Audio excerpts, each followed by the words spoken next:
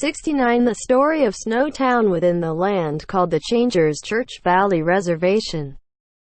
The population of Snowtown has 300 residents, has 120 homes, stores, factories, hotel has 200 rooms. The dinner can seat up to 100 in the Changers Church Bank, horse stable with fix-it shop. The Changer Church main office church can seat up to 1,000, council, court, jail, church, school, county school and city hall, general store, laundromat, barber's shop, hairdresser, small hospital, dentist, movie theater, bookstore and gospel music dance hall. When the town gets bigger there are more businesses added. A little background. When we found this place we found a small cabin and that was all there was here. So we stayed in the cabin for the night and even cut more firewood than we needed, so we could leave a lot when we left.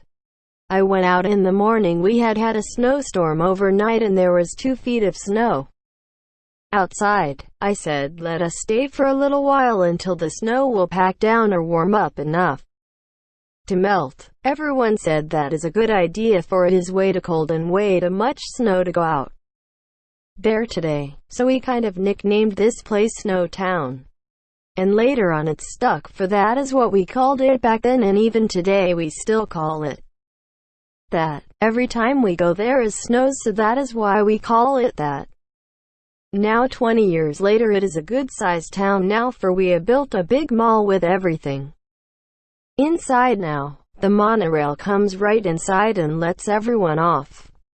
The best thing about the monorail is we do not have to plow the roads if we do not want to, for we are up 20 feet in the air. We just travel over the snow as long as it is not over 20 feet deep. I have never seen it that deep here, for where the monorail could not get here. I got here just before lunchtime and went and got my room and even made some phone calls. It was time for lunch and I went to the dinner and sit down at my table, and one of the waiters come over and said, I have a table over here, for that table is reserved for Jack. I said, look on the wall and you will see my picture.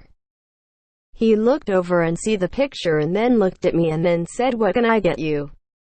Then he said, I have been here now for over 5 years and never seen you here before.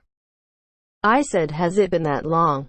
We send out others too and they go to places we just cannot get to. Like this area, normally we give it to someone that lives close to here, but that person now has moved and retired. So I guess I was the one that got this route now for a while, until we can find someone to take it over. He looked at me and then said, does it pay more than what I make here?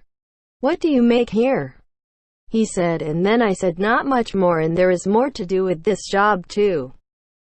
So there's about 2 months of training before you can take over my job. But with the job comes free food, free hotel room. And the best is you get your own monorail car to ride on when you go places. If something happens and there is no rooms at the hotel, you can go back to the car and plug the car in and then sleep that night in the car.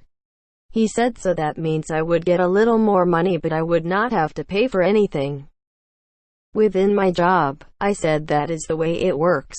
He said, I will be right back. It was not long when he come back with my food. He said he had to order it and he waited for it. Then he said, when can I start if I want to? I have a wife and 3 kids here too. I said, they can go with you if you want. My wife's something will go with me, and she has a job in the main office, so she does not go out with me much. I said, you will have to talk to your wife about this before you do this job. For every day you will be in a new city, and or sometimes you might be at one town for a week if you need to. I have been in one city for almost 2 weeks before. Did anyone give you the rule book that we have in the bookstore for sale? He said he never even heard about a rule book.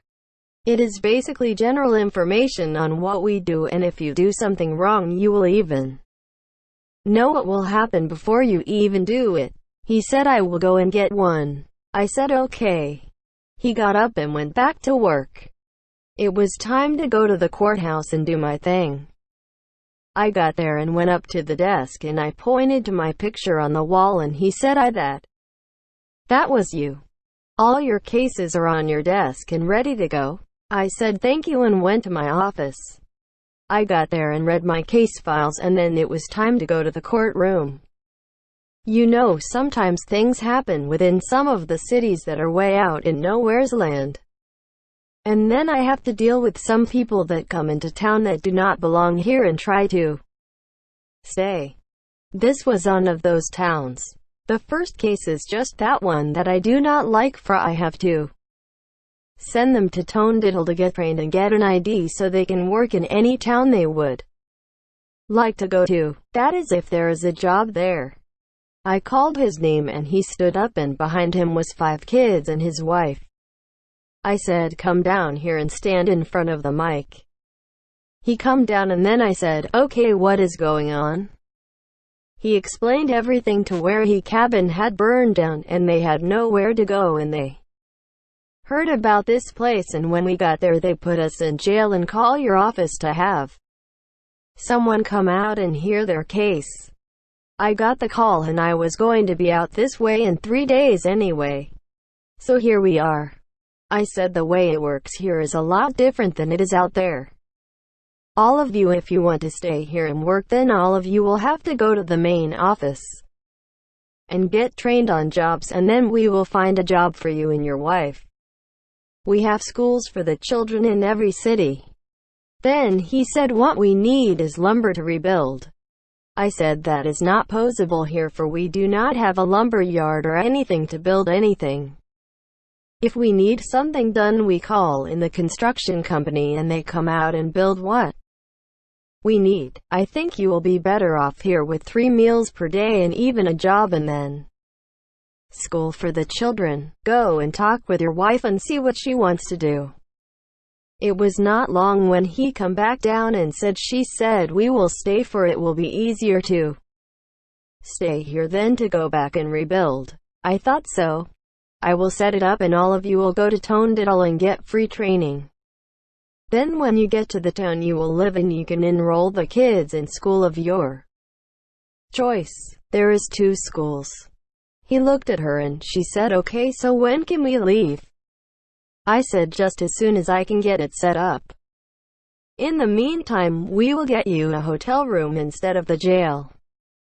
They all said thank you and on to the next case. The rest was a lot easier than that one. It was not long when I got all of them done. When I got back to my office, I called the main office and set up the training programs for the kids and their parents. I have had some do the program in 2 weeks and then others it took about a month. So we will see how long it takes them to go through training.